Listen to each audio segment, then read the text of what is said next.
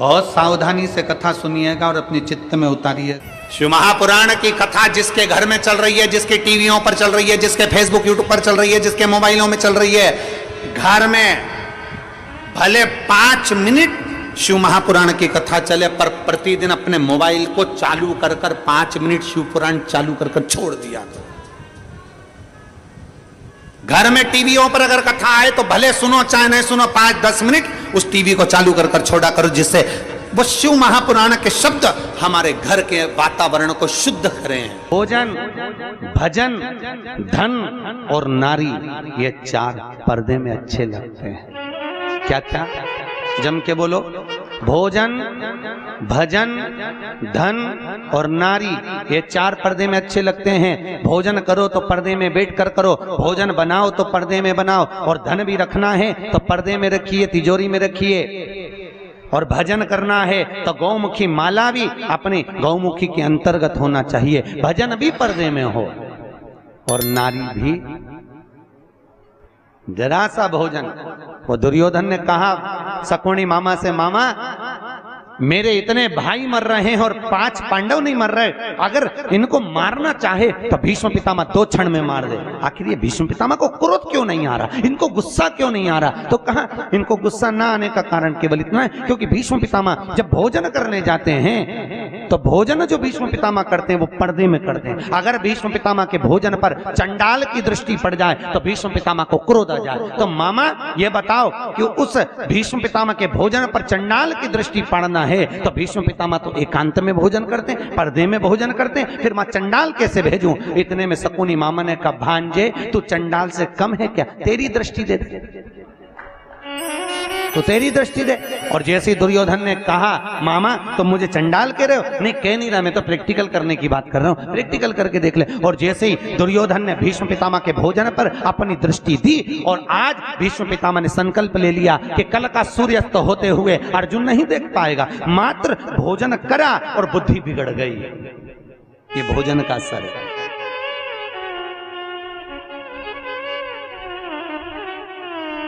शादी में, पार्टी में पति और पत्नी जब शादी में, विवाह में जाते हैं तो या तो उन दोनों का झगड़ा जाते समय होता है या फिर आते समय होता है। जरूर होता है, पक्का है, बिल्कुल निश्चित। अगर अभी जाते समय अच्छे से जा रहे हैं दोनों स्माइल देते हुए, तो जब गाड़ी पे आएंगे तो वो आगे चलाता रहेगा और ये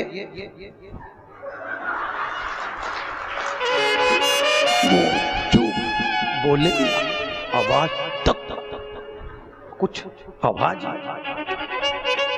वो बोलेगा, अरे बोल तो हुआ क्या, बस तुमसे बोल दिया ना चुपचाप चलो।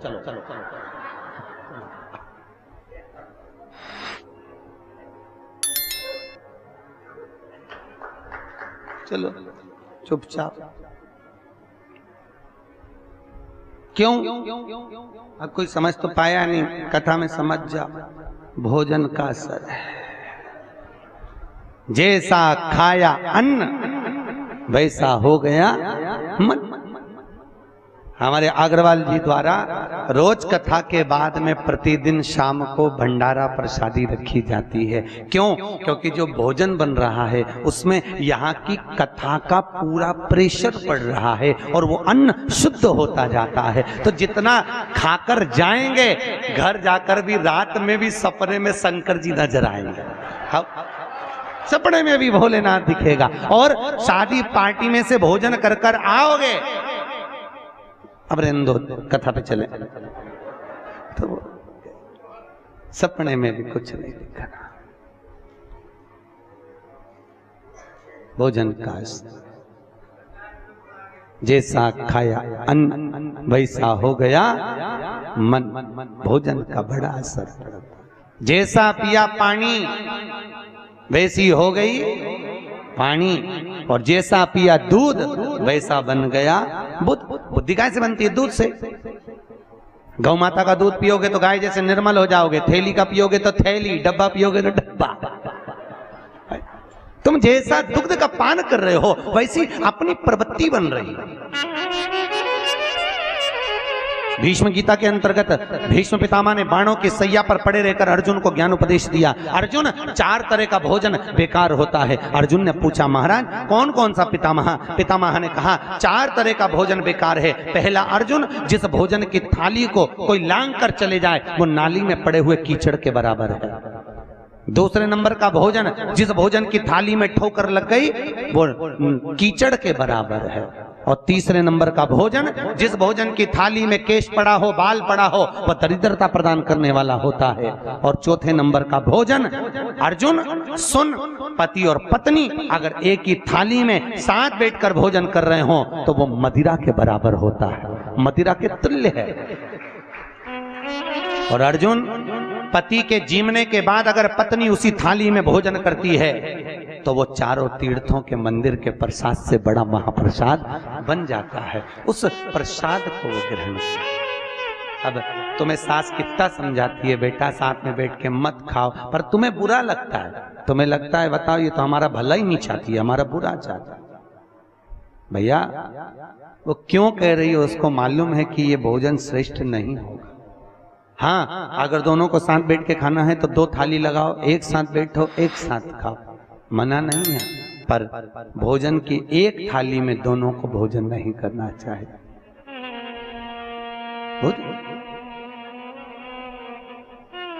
भाई, हमारी प्रवृत्ति, हमारी वृत्ति,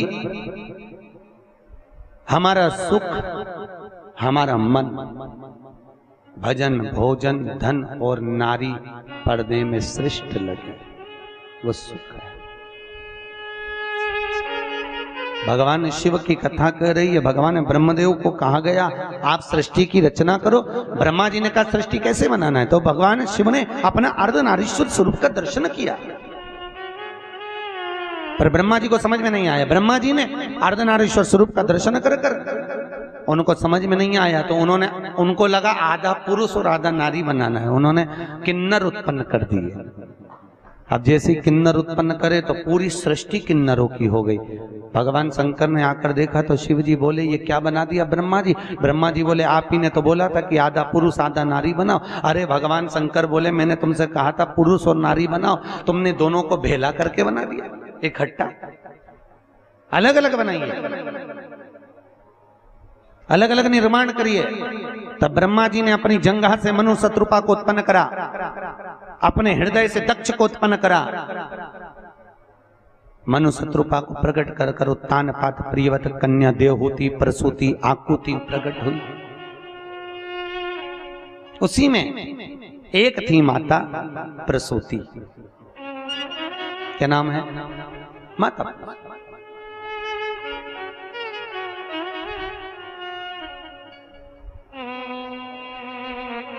माता प्रसूति का प्रागट्य। दक्ष प्रजापति अपने हृदय से, भगवान ब्रह्मदेव ने अपने हृदय से, अपने चित्त से, अपने चिदानंद, अपने मन से दक्ष प्रजापति को प्रकट किया। और दक्ष प्रजापति जब भगवान माता प्रसूति के साथ में दक्ष प्रजापति का विवाह हुआ,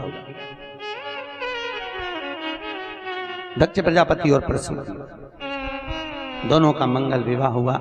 समय आया, इनके गर्भ से, माता प्रसूति के गर्भ से जितनी जितनी संतान होती थी, माता प्रसूति के गर्भ से जितने बच्चे होते थे, सबको नारद जी महाराज ले जाकर सत्कर्म में लगा देते थे, भजन में लगा देते। अच्छा ईमानदारी से बोलो, आजकल की माताओं को बच्चे अगर कहीं सुंदरकांड के पाठ में जा रहे हैं, कहीं रामचरितमानस में जा रहे हैं, कहीं शिव महापुराण की कथा में जा रहे हैं, कहीं भजन में जा रहे हैं, तो माताओं को वो भी नहीं सुहाता।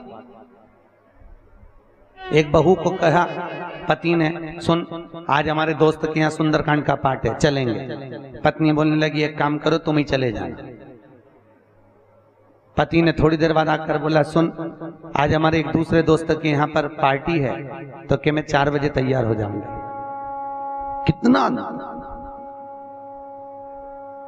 भैया, बोल मेरी जीभा हरि हरि 10-10 भोजन पान करे और राम नाम में मरी मरी। बोल मेरी जीवा हरि हरि। भजन चित्त था। शिव पुराण कहती है बहुत घंटों तक, 4 घंटे 5 घंटे 3 घंटे तक भगवान का सम्मुख बैठकर भजन करने की भी जरूरत नहीं है। यहां शिव पुराण कह रहे हैं क्या करना। शिव महापुराण कहती है केवल एक क्षण, केवल एक क्षण भगवान के मंदिर में जाओ और भगवान के मंदिर में पहुंचकर एक क्षण में भगवान शंकर से, भगवान राम से, भगवान कृष्ण से ने लड़ाओ और नैन लड़ाए और नैन लड़ गए तो भगवान शिव तुम्हारा और तुम शंकर के हो जाओगे। ये पक्का है। शिव के तुम और तुम शिव। क्या है बस तुम्हारी चित्त, तुम्हारी वृत्ति, तुम्हारी सोच, तुम्हारे नयन भगवान के चरणारविंद की ओर हो। तुम्हारा चिदानंद स्वरूप भगवान शंकर की ओर।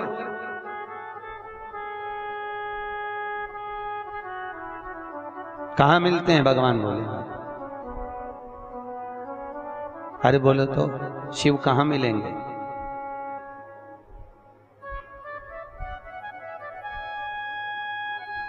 किस जगह पर प्राप्त होंगे?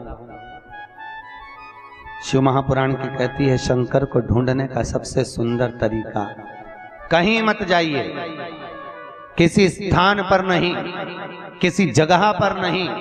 अगर शंकर को ढूंढना है अपने ही घर में, जिस देवालय में आप पूजन करते हो वहां एक छोटा सा लिंग जो रखा हुआ है, वो लिंग में ही शंकर की प्राप्ति होगी। उस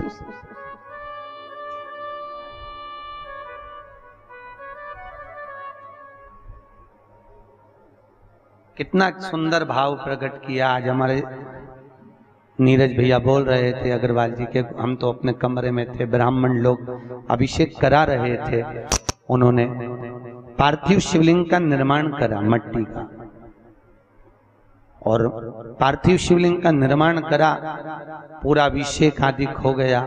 शिव जी का अभिषेक होने के बाद में जब शंकर जी का सुंदर लिंग का दर्शन करा तो उन्होंने फोटो भी लिया नीरज भैया ने।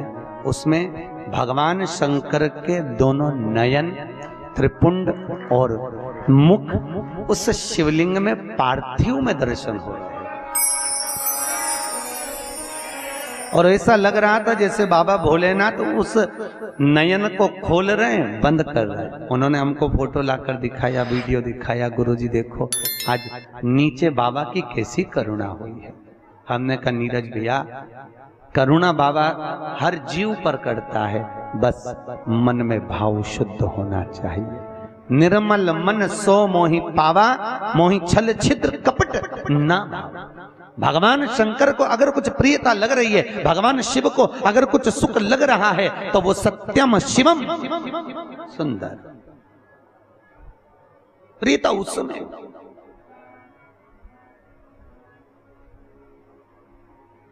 लोग मंदिर रोज जाते हैं? अरे बोलो तो सर, रोज। पर एक मन में कभी विचार आपके आया? एक पत्थर का टुकड़ा मंदिर के अंदर गया, एक पत्थर की मूर्ति मंदिर के अंदर गई, एक पत्थर की शिला मंदिर के अंदर गई, एक पत्थर की मूर्त मंदिर के अंदर गई, एक पत्थर का टुकड़ा मंदिर में गया और वो भगवान बन गया। और इंसान कई सालों से मंदिर जा रहा है तो भी वो सही इंसानी नहीं बन पाया है।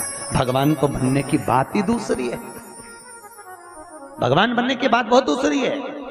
पत्थर बदल गया, मंदिर में जाकर भगवान बन गया। और इंसान मंदिर जाकर भी ये सफाई नहीं हुई, ये ऐसा हो गया, वो पानी डुल गया, वो ऐसा हो गया। मंदिर में जाकर भी हम केवल त्रुटियां छाट रहे हैं। मंदिर में जाकर केवल पूरे मंदिर में हमने जाकर केवल एक त्रुटियों को छाटा है। ये कैसा हो गया, ये कैसा। भैया मंदिर में जाओ, कुछ ना ढूंढिए, मंदिर में जाकर केवल शिव को ढूंढिए।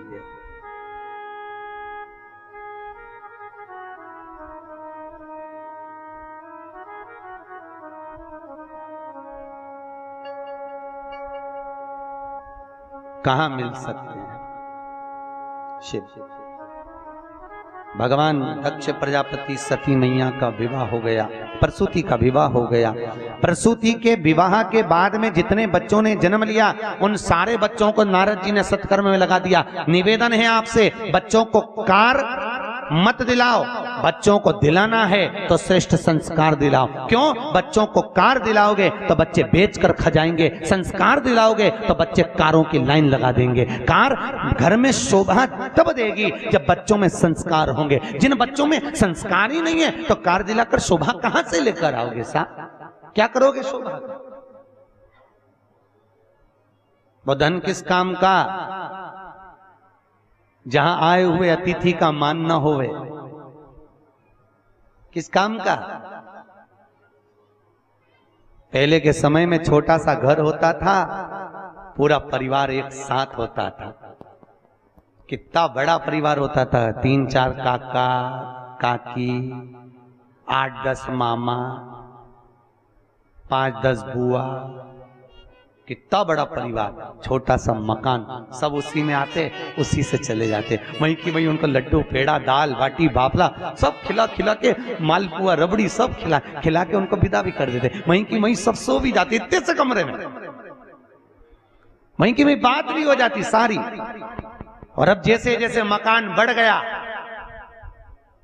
और बड़ा और बड़ा, मकान तो बढ़ गया पर मन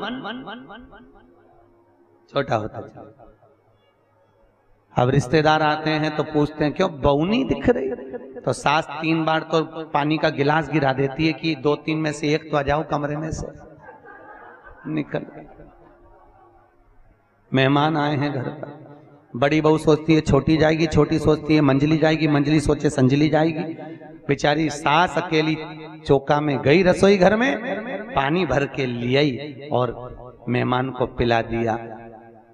फिर पूछा बहुएं नहीं दिख रही? आती होगी, अब भी बस बच्चों को पढ़ा रही होगी, उसको क्या मालूम, सास को सब मालूम है कि कमरा में सो रही है, और बोले क्या मेहमानों के आगे की सो रही नहीं, बच्चों को पढ़ा रही होगी। अच्छा, इतने में सास ने चूल्हे पर चाय रख दी, मेहमान को पिला दी, तब बहू उतर के नीचे आई। उसने सोचा अम्मा ने चाय बना के रख दी होगी, चलो मैं भी पी लूं, तब नीचे। बहुत विडंबना है ऐसा, बहुत विडंबना। हम कहते हैं धन लक्ष्मी घर में आए, मना नहीं है, खूब कमाओ। शास्त्र कहता खाओ उतना जितना पचा सकते हो। श्री शिवाय नमस्ते दर्शकों, आज की कथा में पंडित प्रदीप जी मिश्रा ने रायपुर छत्तीसगढ़ में जो कथा चल रही है उसके दौरान बहुत सारे उपाय बताए और साथ ही जो है शिव पुराण का जो है वाचन किया है। इसके साथ में जो है उन्होंने जो है भगवान शंकर और पार्वती का जो है वाचन यहाँ पर किया है। जो भी चित्र दर्शन उन्होंने किया है वो भी बहुत अच्छी तरीके से किया है। तो अगर आप भी जो है कथा को ध्यान से नहीं सुने हैं तो एक बार और कथा को ध्यान से सुन लीजिए, और अगर आपने कथा को ध्यान से सुन लिया है तो आगे आने वाली कथा को सुनने के लिए प्रतिदिन आपको इस चैनल पर जो है कथाएँ मिलती रहेंगी। जो भी जहाँ का स्थान पर भी जो कथाएँ चल रही है वो जो है आपको इस चैनल के माध्यम से जो है प्रतिदिन 2 भाग में जो है कथा मिलती रहेगी। तो आपको भी जो है डेली कथा देखनी है तो चैनल को सब्सक्राइब कर लें और पास में आ रहे बेल आइकन को प्रेस कर दें ताकि आपको समय पर कथा का अपडेट मिलता रहे। मिलते हैं अगली कथा में, तब तक के लिए हर हर महादेव।